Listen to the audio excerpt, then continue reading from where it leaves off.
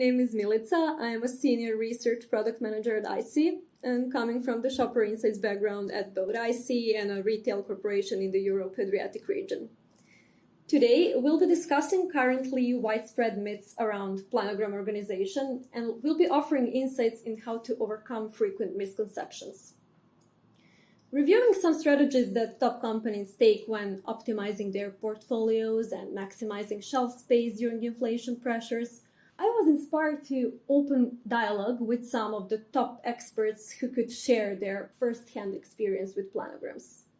Without further ado, I'm joined by Shalini Sahi, America's Insights Lead for Pladis Global, where she is leading strong commercialization initiatives such as business renovation, company engagement initiatives, and insights-driven brand building. In her free time, she mentors new marketing and insights professionals, and she is an avid dancer. Welcome, Shalini. Thank you for the introduction, and super happy to be here. Too bad we don't have our video on, because I would definitely dance to all the insights we're going to be talking about moving forward. And speaking of dancing, Shalini, we'll be continuing our dance this July in New York at Quirks. Also joining us for this discussion is Anna Golubovic, former Senior Innovation Insights Manager at IC, who just joined the ranks of the new business development team. Anna is a sociologist in the world of market research. Her expertise is not only understanding the explicit customer's attitude, but their implicit behavior too. Thank you. I'm very excited to tackle planograms today. I think they're definitely essential to shopper coping strategies, and especially today in times of a crisis. And there are, of course, many strategies, opinions, even misconceptions floating around. So let's debunk some of those myths today, shall we?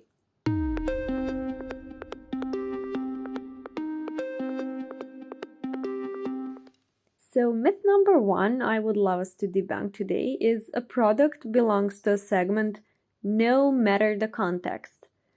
This is actually something that we as a research partner agency notice that internal brand and category management systems often pre-decide to put certain products in certain category segments.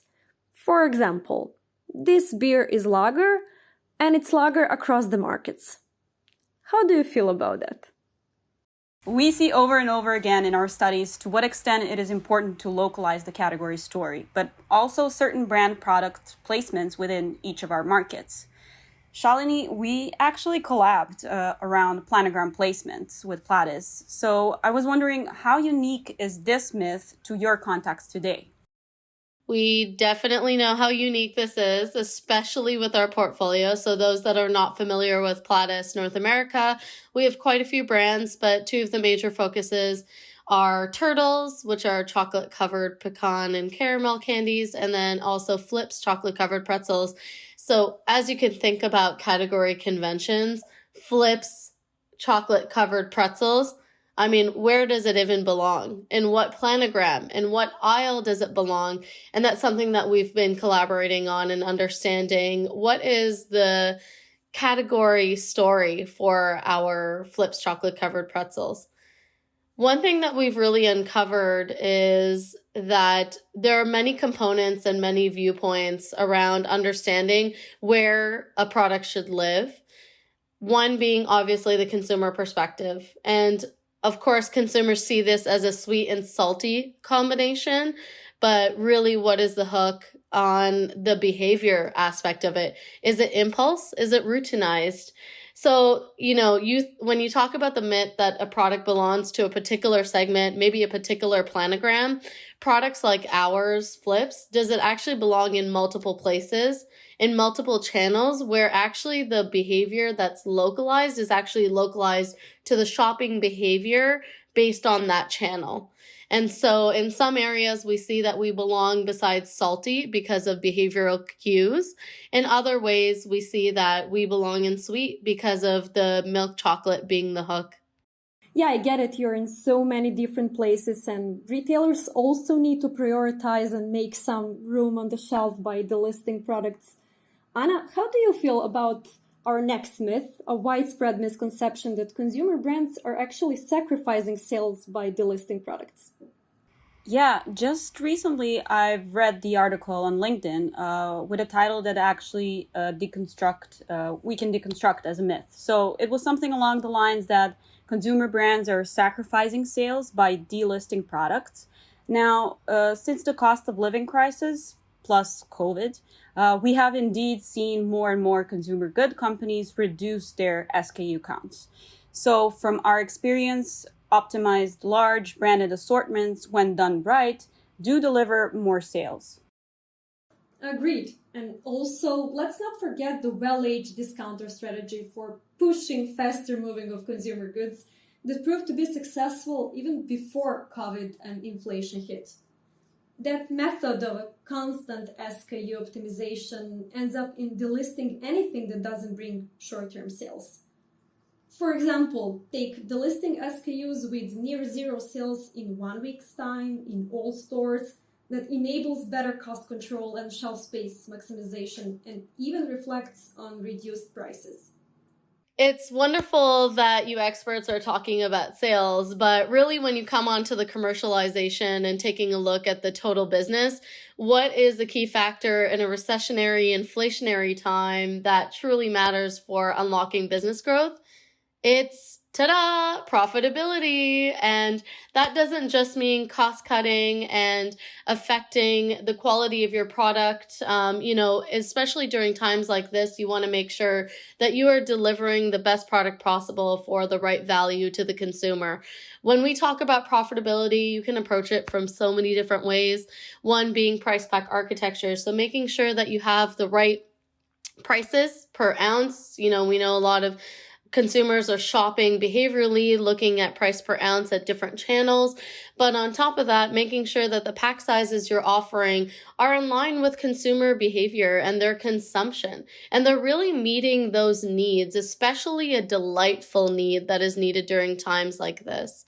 On top of that, you want to make sure that you're taking a look at understanding what your brand means to the consumers in tough times like this, and how can the brand really provide maybe comfort, some joy, different emotions that truly come to the consumer's mind, not just to obviously increase your sales, but as well making sure that you're delighting the consumer during difficult times where they're already feeling very pressed emotionally, physically, mentally, and in every aspect.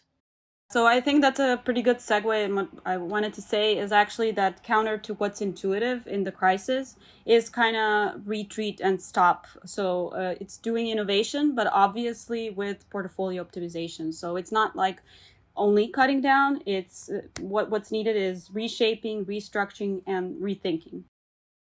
On to our next myth and a widespread misconception that brand blocking always works. It's true, though, that in many cases, organizing shelves so that products of the same brand are grouped together offers much-needed simplicity to consumers, and it also helps retailers fitting in all the different product sizes, shapes, and colors. But in your experience, does this always help? What we've seen in our studies across categories, and especially those big categories with lots of product offerings, is that those huge brand blocks may lead to weaker navigation and even trade down, because that assortment sort of prevents consumers to compare between brands. So instead, it is priming them to compare within one brand, and then they find a cheaper option or more volume, and cleverly enough, they do trade down.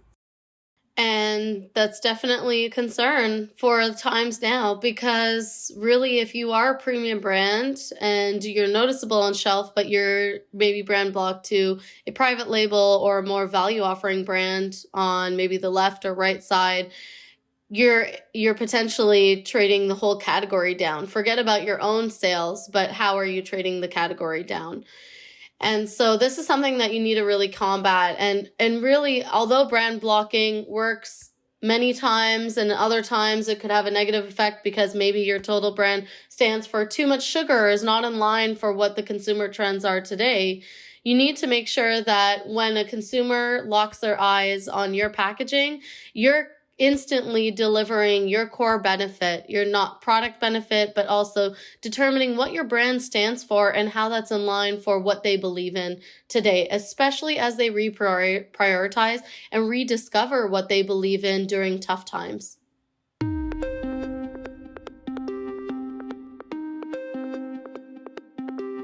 So I love that you're taking consumer behavior mindset.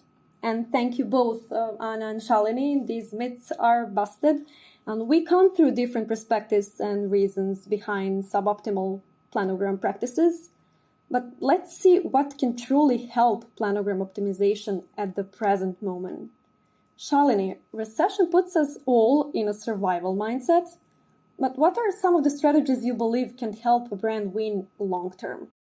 Yeah, so the reality here, and something that I heard at a conference that I recently went to, was a recession, when other brands are taking a look at their marketing budgets or merchandising budgets and they're really reprioritizing to save some costs, is an opportunity for smaller brands like us to really refocus and take that as a runway that's open for us to set up strong business and strong strategy for the long term. Because as we all know, even though a recession is so dooming, we have an opportunity to come out of it, and we will come out of it. So setting up the business for success for when we are out of it is an opportunity of its own to focus on during the recession.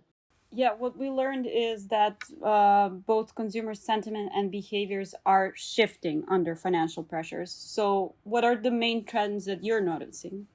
So the category that I focus on is chocolates and snacking. And within the category, but also overarching, and I'm sure many of the insights professionals will relate to the three things that we're noticing. The first one is consumers seeking out affordable luxuries. They may be feeling the pressure of not having enough money, or just mentally, maybe physically they do, but they're feeling the mental pressure of the recession. So they're seeking for things that are much more affordable and luxurious to help also with the second theme, that is finding opportunities for them to bring joy and mood boosters into their life. And, Flips, we ride on that mood boosting. So a little bit of a shout out there for anyone that hasn't tried it. On top of that, the third theme is a lot of consumers are shopping channels that they may not normally shop. I mean, I'm a consumer myself, and I recently went to Aldi when I haven't been to Aldi in maybe 5 years, to be honest, just because I think it's the best way of ensuring that I'm shopping at channels that allow for value shopping. And we're seeing that with lots of consumers going into the dollar channel. They're driving away their shopping behavior, maybe from Target or other premium stores, to more value channels and being more responsible with their money. All right. Yeah, that's exactly my point as well. As a consumer, I started going to different kind of stores that I wouldn't naturally go to. But yeah, I always want to look to see if the product that I'm really interested in has the best price in maybe the furthest store from where I'm living. So yeah, and I wanted to ask you, is there anything specific about your category that you can tell us about? Yeah, I can speak to especially my portfolio. When we're thinking about affordable luxuries, one of the key insights that we just unlocked with some qualitative work recently is that Flips, a chocolate covered pretzel, is an affordable luxury, not only because of the way that we message out a sort of premium kind of offering, but also what our product benefits are. We're sweet and salty. We're a win-win. We're an all-in-one kind of opportunity. And so the consumer really sees value in our product offering. In terms of being joyful and mood boosting, we stand for fighting against mundane moments. And that's something that really we boost the mood. If you take a look at any of our messaging, we really flip it for the consumer, no pun intended. And lastly, around shopping channels, connecting back to what I said earlier in the first segment around profitability, is really taking a look at what channels are we in today and how do we make sure that we maximize and meet the consumer in the right channels at this particular time. So Those are, they're very relevant themes that we're focusing on today and setting up for long-term strategy in the future. I'm also glad that you've mentioned mood boosting and joy driving. This insight goes really beyond planogram. I mean, look at the social media, for example. However, back to Plano, are there any recommendations and innovation tips you feel can help planogram optimization right now? That's a hard question. And the realistic answer is, although maybe retailers are not ready for innovative opportunities at shelf, it's our responsibility as the manufacturers to at least bring the options. So leveraging caddies, leveraging differential messaging at shelf, leveraging shelf talkers, making sure that we're not only noticeable, but we're really delivering the value that the consumer needs and also is desiring.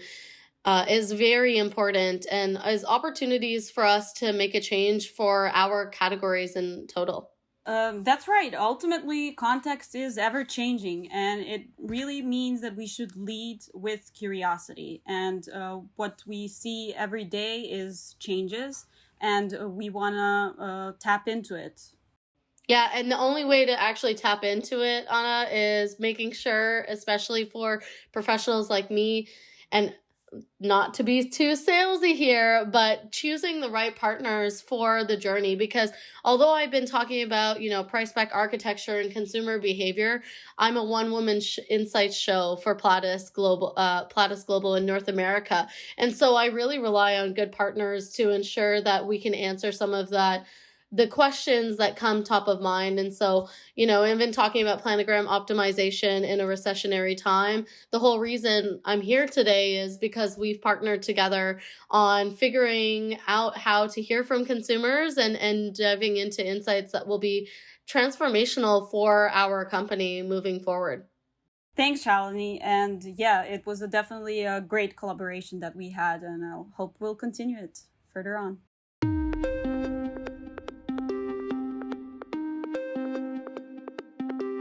Well, we've certainly covered a lot of ground. If we were to leave our listeners with some takeaways or a few key insights that define this month, what would that be for you, Anna? Yeah, so to follow up on the topic of inflation, it's actually shrinkflation. I don't know about you, but my social media algorithm is keep exposing me with a vast number of posts where consumers actually show images or videos of the decrease in sizing of their favorite brands. Now, the key question is, how can brands navigate consumers' perception on shrinkflation? What we know is that shrinkflation is a common strategy in times of inflation, so products get smaller, but their prices remain the same, or even worse, products get smaller and prices do increase. However, nowadays we're witnessing the rise of awareness for this term among consumers. So shoppers are noticing it, they're talking about it, and unlike the previous crisis, this one has another major stage, and that is social media. So the hashtag shrinkflation had 19 million views on TikTok platform until December of last year. So what we see is videos of consumers explaining the concept, calling out specific brands on their shrinkflation tactics, and we see it across categories. So from sodas to cereals, and even toilet paper sheets are shrinking in size. So I'm curious to know, what should brands do? So one tactic is publicizing product changes to get ahead of the criticism, of course. The other is to stay quiet, hoping their smaller, lighter product sizes are going unnoticed, and thanks to the prices that remain steady. But I'm wondering, how about those that are not involved in this, let's say, sneaky tactic? So should they add the narrative or of staying truthful to the consumers in their marketing tactics? So the reality is, you do need to really be honest with the consumer, and you do need to vocalize. But when in that vocalization, you need to say, maybe claims as new look, but same great product, right? Ensuring that you're not taking away from the product experience or second moment of truth when they open the bag and they eat your product. They're not losing out on the value of how great your product stands for. They're just maybe losing a bit of packaging, which actually in turn can be beneficial to the planet and maybe part of the values that you stand for as a manufacturer and a company overall. So that's something that's really important for you to message as well and call that out.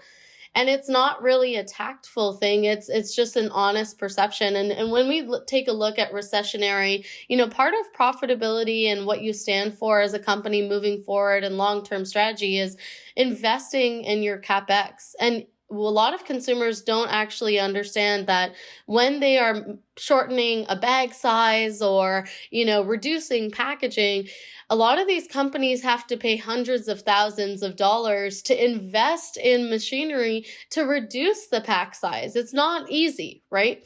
And so this is something that consumers need to actually myth bust on their own by communication. And we need to communicate to them the true benefit and the actual value, because we know there's been this ever-standing trend of consumers caring about the environment, but potentially not acting on it as much as they'd like to. So we are the catalyst for closing that say-do gap for the consumer, and it's really our opportunity through quote-unquote shrinkflation, or however you'd like to say it, but removing that negative perception or stigma around it, and it actually being a very valuable thing for not only the consumer on their own, but the greater good for our planet as well. Yeah, it's a good opportunity to pay attention to sustainability claims on pack as well and track can you improve the overall brand messaging with it. And what about you, Shalini? What was your favorite insight this month? Yeah, so my favorite insight, of course, as researchers, we're always reading. I read a Mintel publication recently around convenience in food service, and there was a fun fact in there that said 49% of consumers are not currently part of a convenience store loyalty program, which honestly was quite shocking to me, because during a recessionary environment, you want to save money on fuel, and joining those loyalty programs allows you to save money on fuel, especially. But stretching that thought further, it allowed me to do some reflection. We have a large majority of our sales in our portfolio from convenience. And if they're not part of the loyalty program, half of the consumers are not part of the loyalty program. How are we really tapping into bringing those consumers to that channel where we have a strong prevalence and we have a lot of great innovative exclusive launches and really fun products that our consumers are searching for these days? So really we need to focus with the retailers on driving value and bringing it to the table so that consumers are, not only going to different channels as they're exploring new channels to go to during recessionary times, they're driving their trips to C-store as well. So yeah, I thought that was a great fun fact. And I mean, there's a lot more, but making sure that you're very focused on what's going to drive value to the consumer and driving value to your brand, driving value to the category is what's really top of mind for me these days. This month, I came across this Japanese study on the association between, working from home and dietary habits among workers. And it provided evidence that working from home is associated with skipping breakfast, with lower meal frequency, with substituting proper meal with a shortcut, and with solitary eating. And as a behavioral insights person, I pay attention on how brands answer to skipping breakfast, for example, by insisting on easiness of prepping cereals in the morning, or by skipping to snacking and intermission. Thank you, Anna and Shalini, for the deep dive into planograms. Thank you so much for having me. This has been a wonderful conversation. I know a lot of my themes around recessionary environment, profitability, sales was repetitive, but it's a good reminder to be very focused during a difficult time, because really there's the light at the end of the tunnel and we'll all come out stronger together on this. Thank you so much for having me. It was also interesting to see how the post-pandemic world and inflation will change beyond planograms. So I'm curious to listen about PAC, about social media in the upcoming episodes as well. And thanks to all of you listening. If you enjoyed this type of discussion, I highly recommend listening to the previous episode of Plant-Based Products. Until next time, when we'll go even deeper into recession strategies and tackle the latest report on pricing and volume adjustments. Bye-bye, take care.